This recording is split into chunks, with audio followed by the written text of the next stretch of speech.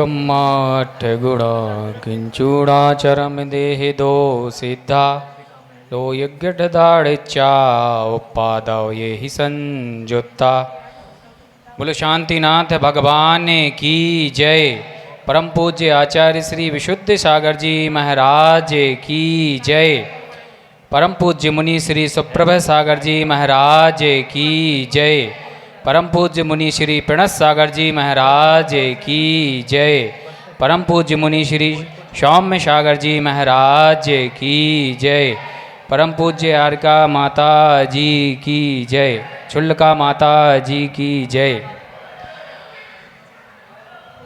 सुप्रभ ओवाच YouTube channel, Adinath channel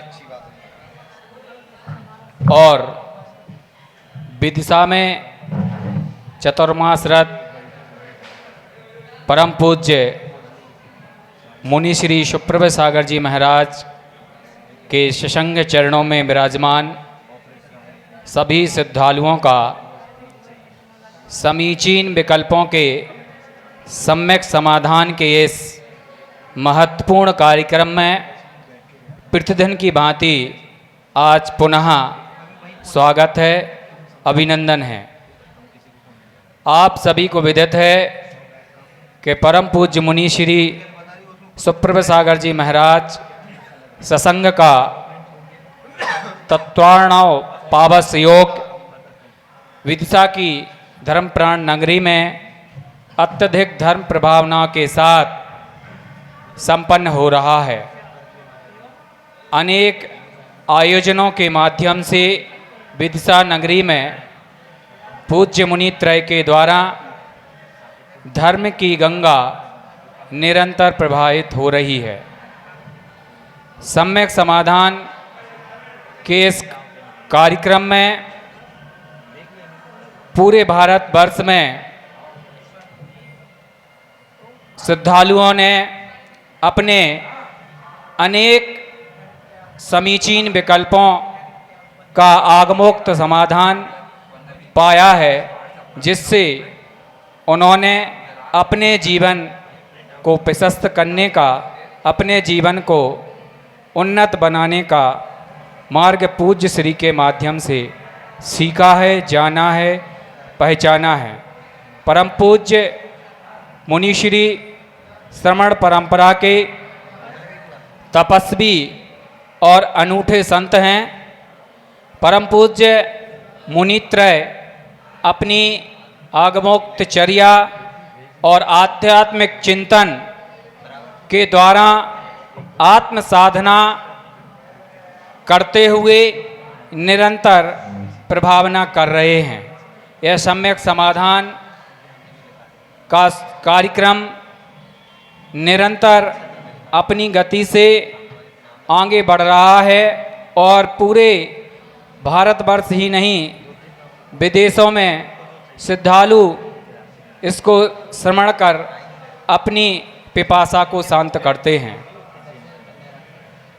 आज हम सम्यक समाधान के इस कार्यक्रम से पुनः जुड़ते हैं और ऑनलाइन तथा यहाँ उपस्थित श्रद्धालुओं के द्वारा जो समीचीन विकल्प यहाँ प्रस्तुत किए जाएंगे, पूज्य श्री के समक्ष रखे जाएंगे, उस कार्यक्रम को विधिवत संचालित करने के लिए मैं संघस्थ परम पूज्य मुनि श्री प्रणत सागर जी महाराज के चरणों में अपनी ओर से, आप सबकी ओर से और ऑनलाइन जुड़े हुए सभी श्रद्धालुओं की ओर से मुनि श्री के चरणों में कोटसा नमोस्तु पूर्वक इस कार्यक्रम को गति प्रदान का निवेदन के साथ पूज्य मुनि श्री नमोस्तु नमोस्तु नमोस्तु। ओम नमः सिद्धेभ्य। नमः श्रीवर्धमानाय निर्धूतकलिलात्मने सालोकानां त्रिलोकानां यद्विद्यादर्पणायते यद्विद्यादर्पणायते पंच परमेष्टि भगवान की, परम पूज्य आचार्य भगवंत गुरुवर विशुद्ध सागर जी मुनि महाराज जी की, परम पूज्य मुनि श्री सुप्रभ सागर जी महाराज जी की।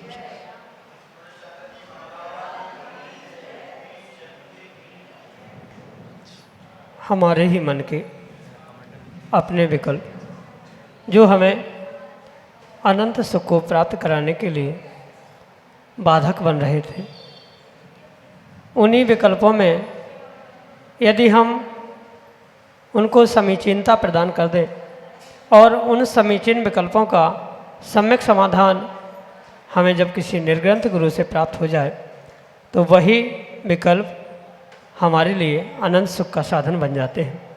ऐसे आत्मकल्याण की प्राप्ति की वह अनूठी विधा, समीचीन विकल्पों का सम्यक समाधान, जो कि हम सभी प्रतिदिन परम पूज्य आचार्य भगवंत गुरुवर विशुद्ध सागर जी महाराज के मंगल सुभाषित से, उन्हीं के सुयोग से परम पूज्य मुनि श्री सुप्रभ सागर जी महाराज के मुखारविंद से प्राप्त कर रहे हैं। प्रारंभ करते हैं आज का सम्यक समाधान। और आज के पहले विकल्प के लिए सारंगपुर मध्य प्रदेश से डॉक्टर मगन जैन, श्रीमती चंदा जैन, परम पूज्य मुनिश्री के श्री चरणों में कोटि कोटि नमोस्तु निवेदित करते हुए अपना प्रश्न रख रहे हैं कि महाराज जी, ज्ञान का स्वभाव क्या है? जीव में स्वज्ञेय और परज्ञेय कब और कैसे घटित होते हैं? हमारे समीचीन विकल्प का सम्यक समाधान करने की अनुकंपा करें। नमोस्तु महाराज जी, नमोस्तु। ओम नमः सिद्धम। परम पूज्य आचार्य भगवान गुरुवर विशुद्ध सागर जी महाराज की, परम पूज्य मुनि श्री सुप्रभ सागर जी महाराज जी की। ज्ञान का एकमात्र स्वभाव जानने देखने रूप ही स्वीकार किया, क्योंकि वह एक जीव द्रव्य का गुण कहा जाता है और गुण के कोई भी गुण नहीं होते। अगर स्वभाव की बात कहे तो उस ज्ञान गुण को चेतन स्वभावी कहा जा सकता है। उसका कार्य जानना देखना आदि सब कुछ विस्तार से भिन्न भिन्न अपेक्षाओं से उसे भिन्न भिन्न प्रकार से समझा जा सकता, पर सामान्य रूप से उस ज्ञान गुण का स्वभाव चेतन है। जो चेतना से युक्त होता है वह चेतन कहा जाता है। ऐसे चेतन स्वभावी वह ज्ञान गुण का परिणमन जानने देखने रूप ही स्वीकार किया जाता। जब जीव अपने आत्मद्रव्य के उन्मुख होता है तब वह स्वज्ञेय को प्राप्त करता है, और वही जब अपने आत्मा को छोड़कर स्वद्रव्य को छोड़कर अन्य किसी भी द्रव्य को जानने या देखने की परिणति को प्राप्त करता है, वहीं पर वह परज्ञेय को जानता देखता या परज्ञेय को प्राप्त करता है, ऐसा कहा जाता है। स्पष्ट रूप से समझे, जहाँ ज्ञेय का अर्थ जानने योग्य वस्तु को लिया जाता है, ऐसे जब स्वयं को जानने की क्रिया होती है या स्वयं को जानने की प्रक्रिया के साथ साथ स्वयं को ही विषय बनाया जाता है अपने ही स्वयं के ज्ञान का, तब वह स्वयं के लिए स्वज्ञेय रूप स्वीकार किया जाता है। और उसके अलावा जो भी अन्य द्रव्यों को, चाहे वह जीव द्रव्य भी क्यों ना हो, पर अन्य किसी जीव द्रव्य को भी जानना, देखना, जानने की प्रक्रिया को प्राप्त कर लेना, उस क्रिया के निमित्त से जो जानने का विषय बनता है उसे परज्ञेय के रूप में स्वीकार किया जाता है। सामान्य रूप से स्वज्ञेय परज्ञेय की यही परिणति समझनी होगी, और इसी प्रकार से ज्ञान के भी चेतन स्वभाव के साथ उसका भी कार्य जानना देखना यही स्वीकार करना होगा। यही आपके लिए सम्यक समाधान। विकास जैन, छावड़ा, इंदौर, मध्य प्रदेश से अगले समीचीन विकल्प के लिए। नमोस्तु महाराज जी। व्रत संयम कई बार अंगीकार कर लेते हैं, और जब अंगीकार करते हैं तो उसमें उत्साह होता है, लेकिन जैसे जैसे समय बीतता है तो उसके साथ में उसमें अनुत्साह, ढीलाई, कुछ शिथिलता आने लग जाती है। तो उसका कारण क्या है और उससे बचा कैसे जाए, इसका समाधान करने की कृपा करें। नमोस्तु महाराज। जीव अपने कार्यों में प्रमाद, ढिलाई आदि को बहुत सहजता से प्राप्त करता है, पर जैसे संयम व्रत आदि उत्कृष्ट कार्य है, उन्हें प्राप्त करने के लिए उसे कई महीनों का, कई वर्षों का पुरुषार्थ करना पड़ता। जैसे पानी निमग्ना होता है, मतलब पानी को नीचे भेजने के लिए या ढलान की ओर भेजने के लिए कोई फोर्स, कोई पुरुषार्थ की आवश्यकता नहीं होती, पर वही पानी को ऊपर की ओर चढ़ाने के लिए मशीन या फोर्स लगाना पड़ता। ऐसे ही श्रेष्ठतम कार्य करने के लिए, व्रत संयम आदि ग्रहण करने के लिए या उसका परिपालन करने के लिए जीव को अपने मन को बहुत फोर्स लगा के हुए संभालने की आवश्यकता पड़ती है। पर नीचे जाना जैसे पानी का स्वभाव सा बन जाता है, ऐसे ही मन का भी निमग्ना, ये पर्यायवाची नाम आगम में कहा है। निमग्ना का अर्थ होता है नीचे गमन करने वाला। पानी भी नीचे गमन करता है और मन भी परिणामों के निमित्त से, विचित्र विचित्र भावों और प्रमाद आदि के निमित्त से नीचे की ओर, ढिलाई की ओर सहजता से बढ़ते हुए देखने में आता है। साथ में आगम के परिप्रेक्ष्य में भी ये रहस्य समझने की आवश्यकता है। जो स्वप्नों का फल तीर्थंकर भगवान ने कहा है कि जो नियम, संयम, व्रत या धर्म की परिभाषा या धर्म के पालन की बात जब आई, तब स्वप्न का फल जो बछड़े रथ को खींच रहे थे, इसका फल का प्रतिपादन करते हुए तीर्थंकर भगवान ने कहा कि धर्म का पालन करने वाले वह युवा ही होते हैं। ये मात्र शब्दशः अर्थ इतना ही नहीं है, वहाँ गहराई से अगर समझा जाए, मात्र युवा अवस्था में ही धर्म होता है ऐसा नहीं है, अपितु धर्म की जो अवस्था है, जो युवा रूप होती है, यानी कि माना कि किसी व्यक्ति ने नियम ग्रहण किया तो उसकी जो बाल्य अवस्था और युवा अवस्था है तब तक ही, मतलब जिसे प्रारंभिक अवस्था कही जाती है, मध्य तक की अवस्था कही जाती है, वहाँ तक तो वो संयम में, धर्म में, नियम में बहुत ऊंचाइयों को प्राप्त करता है। पर जैसे ही वह मध्य के पास पहुँचता है, उसकी युवा अवस्था, उस कार्य की, मात्र शरीर की फिजिकली युवावस्था से वहाँ संदर्भ नहीं था, प्रयोजन नहीं था। वहाँ तीर्थंकर भगवान का यही प्रयोजन या यही कथन था कि कोई धर्म के कार्य में भी आगे बढ़ता है तो मात्र युवावस्था तक ही वह धर्म को बहुत अच्छे से पालन करता है, और जैसे युवा अवस्था के बाद वह प्रौढ़ और वृद्धावस्था को प्राप्त होता है, मैं पुनः कह दूँ शारीरिक रूप से नहीं, अपितु उस धर्म कार्य, नियम आदि की अपेक्षा से वह अपने आप वह ढिलाई की ओर होता है। यही अभिप्राय उन स्वप्नों के फलों को तीर्थंकर भगवान ने प्रतिपादित किया। अब जब जिनवाणी में इस बात को लिखा है तो हमें उसी प्रकार से घटित करना होगा। चंद जीवों का ये मानना है कि मात्र युवा अवस्था में धर्म होता है, प्रौढ़ और वृद्ध नहीं करते।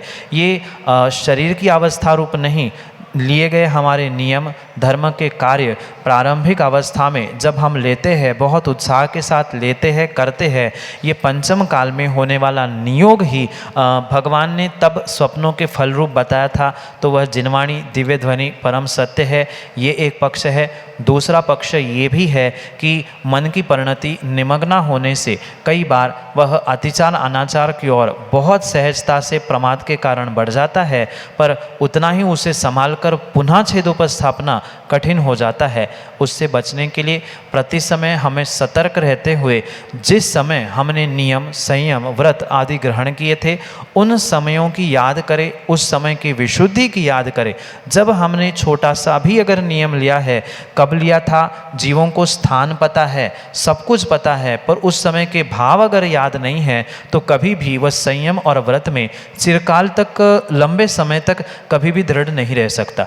इसलिए इससे बचने के लिए पहले तो वर्तमान के प्रमाद को कम करना होगा, और साथ साथ जिस समय, जिस दिन हमने उस व्रत को, संयम को ग्रहण किया था, उस समय मेरे भाव क्या थे, मेरा उसके पीछे हेतु क्या था, ये निर्णय हो जाएगा तो बहुत बहुत विवेक से वह संयम और व्रत का पालन करेंगे। इसलिए जीवन में याद रखें हेतु क्या है और छाबड़ा जी हेतु क्या है, दोनों में अंतर है। आपने व्रत नियम लिया, उसके पीछे हेतु क्या है और हेतु चेतन क्या है, ये अगर ध्यान आ जाएगा तो कभी भी व्रतों में, संयम में अतिचार, अनाचार या शिथिलता नहीं हो सकती।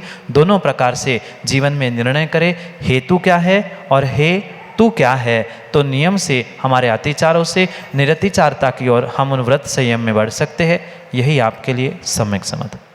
परम पूज्य मुनिश्री शीतल सागर जी महाराज की गृहस्थावस्था की मातेश्वरी श्रीमती कुसुम जैन के लिए अंदर विदिशा मध्य प्रदेश से अगले समीचीन विकल्प के लिए सहज सरस बात्सल मूर्ति श्री सुप्रभ सागर जी के चरणों में बारंबार नमोस्तु नमोस्तु नमोस्तु। मुनि श्री हमने है ना सर्वार्थ सिद्धि का स्वाध्याय शुरू किया, तो उसमें कई जगह ओक के समान आया और उसमें नो आगम और नो आगम जीव, तो उसमें हमें समझ में नहीं आया, तो फिर हमने उसके स्वाध्याय करना बंद कर दिया।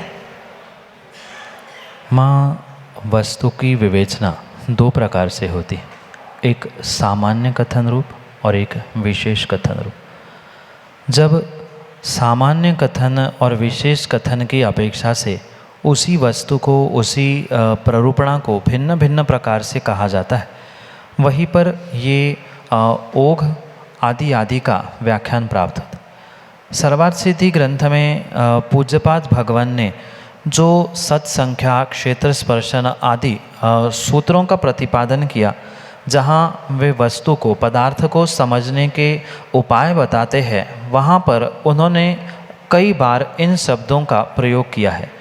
क्योंकि दो प्रकार से जैसे वस्तु की प्ररूपणा होती है, ऐसे ही सत्प्ररूपणा भी दो प्रकार से की जाती है, एक सामान्य रूप से और एक विशेष रूप से, जिसे गुणस्थान परख और मार्गणा परख दो प्रकार से कहा जाता है।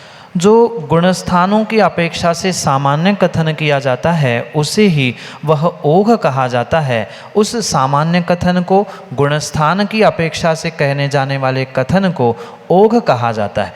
मतलब जो आपने सत्संख्या का व्याख्यान पढ़ा होगा, वहाँ पर पहले सामान्य कथन रूप उस ओघ की भूमिका बताई जाती, क्योंकि पहले गुणस्थान से चौथे गुणस्थान तक ये ज्ञान है, पांचवें गुणस्थान से अमुक क्रिया है, ये जो भी कथन है ये सामान्य कथन कहा जाता है। पुनः उन्हीं को मार्गणाओं में खोजते समय, यानी जीव समासों में खोजते समय जब विशेष कथन किया जाता है, तो रिपीटेशन से यानी पुनरावृत्ति से बचने की अपेक्षा से वहाँ उन्होंने ओघ की अपेक्षा से, यानी जो उसके पहले सामान्य कथन गुणस्थान पर किया गया है, उसकी अपेक्षा से ही वहाँ उस मार्गणा में उसको समझ लेना, ये वहाँ पर ओघ की अपेक्षा से समझने की आवश्यकता है। रही बात आगम जीव और नौ आगम जीव, वह 2 मिनट में 5 मिनट में समझना संभव नहीं है, उसे कई समय लेना पड़ेगा। पर सामान्य रूप से एक कुछ शब्दों में अगर उसे समझे,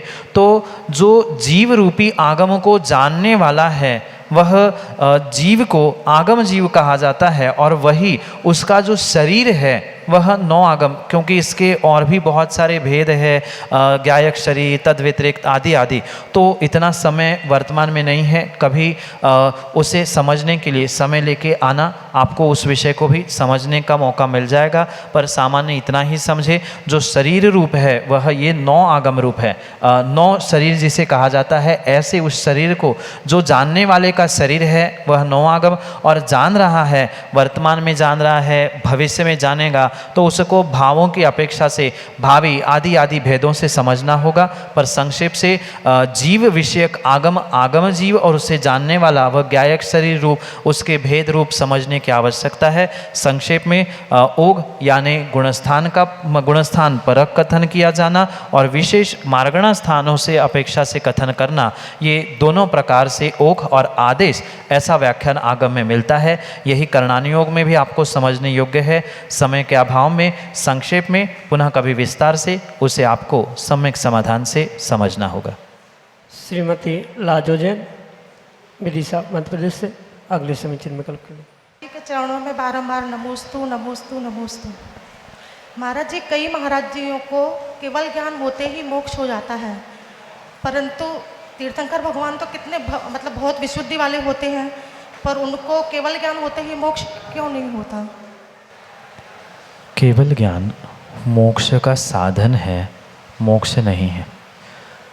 केवल ज्ञान 4 उन घातिया कर्मों के नाश से होता है, और जो केवल ज्ञान प्राप्त करने वाले केवली भगवान हैं, उन केवली भगवान के अभी 4 कर्मों का जो कि आघातीय कर्म है उनका उनके पास सद्भाव है। जब तक उन कर्मों का सद्भाव है तब तक किसी भी प्रकार से मोक्ष होना संभव नहीं, क्योंकि ये तो आप बात माँ जानते ही होंगे कि 8 कर्मों का नाश होना ये मोक्ष है। तो केवल ज्ञान होना मोक्ष नहीं है, अपितु केवल ज्ञान के बाद बचे हुए जो 4 घातीय कर्मों का नाश करने का पुरुषार्थ जीव करता है, उस पर उसका मोक्ष कब है, कैसे है, कितने दिन बाद, कितने वर्षों बाद है, ये तय किया जा सकता है। उसकी उत्कृष्ट स्थिति भी कुछ अंतर्मुहूर्त कम एक पूर्व कोटि उस केवल ज्ञानी जीवों की अधिकतम कही गई है। जरूरी नहीं है कि मात्र तीर्थंकर केवली ही कुछ वर्षों बाद या कुछ महीनों बाद केवल ज्ञान के बाद मोक्ष को प्राप्त करे। ऐसे भी सामान्य केवली हो सकते हैं जो लंबे समय तक केवली अवस्था में रहते। ये मात्र ऐसा नियोग रूप नहीं है, अपितु कर्म सिद्धांत से भी ये समझने की आवश्यकता है कि 4 कर्मों का नाश करना जो कि मुख्य रूप से आघातीय रूप बचे थे, और उनमें भी जैसी जीव की आयु कर्म शेष रहा होगा उसके हिसाब से ही वह कार्य होता है। इसलिए मुख्यतः वहाँ मात्र विशुद्धि की, भावों की, परिणति की, केवल ज्ञान प्राप्ति की आदि की नहीं है। वहाँ अभी भी 18,000 शीलों की पूर्णता 13वें गुण स्थान में नहीं हुई थी। उस 18,000 शीलों को पूर्ण करना, फिर ध्यान आदि माध्यम से जो बचे हुए 2 ध्यान हैं, उन 2 ध्यानों के माध्यम से 13वें 14वें गुण स्थान में बचे हुए 4 कर्मों का नाश कर लेना, ये पुरुषार्थ आवश्यक है। और जिसका जैसा पुरुषार्थ होगा, जिसकी जैसे आयु कर्म की स्थिति होगी, उस पर वह डिपेंड करता है कि कौन कब मुक्ति को प्राप्त हो रहा है, कब किसका मोक्ष हो रहा है। मात्र तीर्थंकर केवलियों का ही नहीं, अपितु सामान्य केवली भी कुछ ऐसे होते हैं जो केवल ज्ञान के कुछ वर्षों तक केवल ज्ञान या उस साधना में, ध्यान में तत्पर रहते। कुछ ऐसे भी तीर्थंकर भगवान हुए जो कुछ दिनों में ही, कुछ महीनों में ही मुक्ति को प्राप्त हो गए। तो ये कहीं ना कहीं उनके उस आयु कर्म और साथ साथ उनके पुरुषार्थ आदि पर निर्भर करता है। ये मात्र विशुद्धि के कारण से मुक्ति हुई ऐसा नहीं है। वहाँ 2 ध्यानों को उनको प्राप्त करना होगा। 2 ध्यानों के साथ साथ उनके आयु कर्म की स्थिति, आदि कर्मों की स्थिति, जिसके निमित्त से समुद्घात आदि की भी व्याख्या आपने सुनी होगी। इन सबको समझते हुए ही ये निर्धारित किया जाता है कि किनका कितने समय बाद या कितने वर्षों बाद, कितने दिनों बाद, कितने काल बाद मोक्ष होने वाला है। और एक बात और नियोग की समझे कि कितने ही, कैसे ही वह तीर्थंकर भगवान, तीर्थंकर केवली क्यों ना हो, पर केवली बनने के बाद उनका समोशरण लगना, उनकी दिव्य ध्वनि खिरना, उनका धर्म तीर्थ को चलाना, ये सब कुछ नियोग रूप होता है। इसलिए उनको दिव्य ध्वनि आदि आदि तीर्थंकर होने के निमित्त से वस्तु व्यवस्था का प्रतिपादन ये करना आवश्यक ही होता है। इसलिए तत्क्षण वह कितनी ही विशुद्धि के धारण क्यों ना हो, पर उनके वह नियोग रूप कार्यों को किए बिना वह तीर्थंकर नहीं कहलाते। क्योंकि तीर्थंकर भले ही पहले जन्म से हम कहते आए हैं, पर तीर्थंकर प्रकृति का जो उदय उस 13वें गुण स्थान में आया है, उसके उपरांत उस नियोग को भी उनको पूर्ण करना ही होगा। और नियोग को पूर्ण करने के बाद फिर उनके आयु कर्म, फिर उनकी विशुद्धि, फिर उनकी ध्यान का पुरुषार्थ आदि आदि सभी समवायों को, सभी बातों को मद्देनजर रखते हुए फिर उनकी मोक्ष आदि आदि की व्यवस्था बनती है। यही आपके लिए सम्यक समाधान। राजीव जैन, अरिहंत विहार कॉलोनी, विदिशा मध्य प्रदेश से अगले समीचन करते जी। नमोस्तु नमोस्तु नमोस्तु। प्रतिमाओं, गर्भालय और मंदिर जी की पवित्रता बनाए रखने के लिए कौन कौन सी सावधानियां रखनी चाहिए? प्रतिमा, गर्भालय, मंदिर आदि की पवित्रता को समझने के लिए, उसकी पवित्रता को बरकरार रखने के लिए कहीं न कहीं दोनों प्रकार की शुद्धि को प्राप्त करना या धारण करना बहुत आवश्यक। मात्र द्रव्य शुद्धि ही नहीं, अपितु वहाँ पर भाव शुद्धि की भी आवश्यकता है। वर्तमान में जीव बहुत सारी द्रव्य शुद्धि करने के बाद भी पुराने समय जैसे मंदिर प्रतिमा आदि आदि में अतिशय आदि नहीं दिख रहे। इसके पीछे का मुख्य कारण यही है कि जीवों की वर्तमान में भाव शुद्धि नहीं बची, और जहाँ भाव शुद्धि नहीं है वहाँ मात्र द्रव्य शुद्धि कार्यकारी नहीं हो सकती। पर इसका अर्थ ये नहीं है कि हम भाव शुद्ध करते हुए द्रव्य अशुद्धि के साथ गर्भालय मंदिर आदि में पहुँचे। पुराने ज़माने में एक व्यवस्था थी, मंदिर जाने के वस्त्र पूर्ण रूप से भिन्न ही रखे जाते थे। मात्र गर्भालय जाने के लिए तो गर्भालय में प्रतिमा के नज़दीक पहुंचने के लिए पूर्ण रूप से सोले के वस्त्र पहने ही जाते थे, पर मंदिर जाने के भी वस्त्र अलग से रखे जाते थे, जो कभी भी किसी बाजार या किसी अशुद्ध स्थानों पर पहन के नहीं गए। ऐसे वस्त्रों की द्रव्य शुद्धि के साथ ही मंदिर जाया जाता था। कहीं न कहीं उन वस्त्रों का, उस शुद्धि का अभाव होने से मंदिर की पवित्रता, गर्भालय आदि की भी पवित्रता वर्तमान में नष्ट होती हुई देखने में आ रही। बहुत सारे स्थानों में तो हमने अपने आँखों से देखा कि सोले के वस्त्र पहनकर, गाड़ी पर जूते चप्पल पहनकर जो अपने आप को सोले का मान रहे हैं, पवित्र मान रहे हैं, वह किसी भी प्रकार से आगम के परिप्रेक्ष्य में योग्य नहीं है। इन बातों को विशेष ध्यान रखने की आवश्यकता है। अगर वास्तव में प्रतिमा, मंदिर, गर्भालय आदि में आप पवित्रता कायम रखना चाहते हो तो जूते चप्पल पहनकर, गाड़ी पर आए हुए सोला, अभिषेक करने वाले, भगवान के चरण स्पर्श करने वाले आदि जीवों को पूर्ण रूप से मंदिर में व्यवस्था रूप निषेध करने की आवश्यकता है। अन्यथा आज जूते चप्पल पहनकर गाड़ी में आ रहे हैं, कल और पता नहीं क्या क्या करते हुए मंदिर में पहुँचे, ये भान जीवों को नहीं रह सकता। इसलिए वर्तमान में उसका निषेध भी करना आवश्यक। साथ में एक और भी समस्या वर्तमान के परिप्रेक्ष्य में देखने में आती है, जिसके कारण से ये पवित्रता नष्ट होते हुए देखने में आ रही है, जिसकी सावधानी से मंदिर की पवित्रता बनी रह सकती है। मात्र मंदिर में भगवान की वेदियों को जो हॉल में विराजमान करके रखा जाता है, वह आगम के परिप्रेक्ष्य में योग्य नहीं है।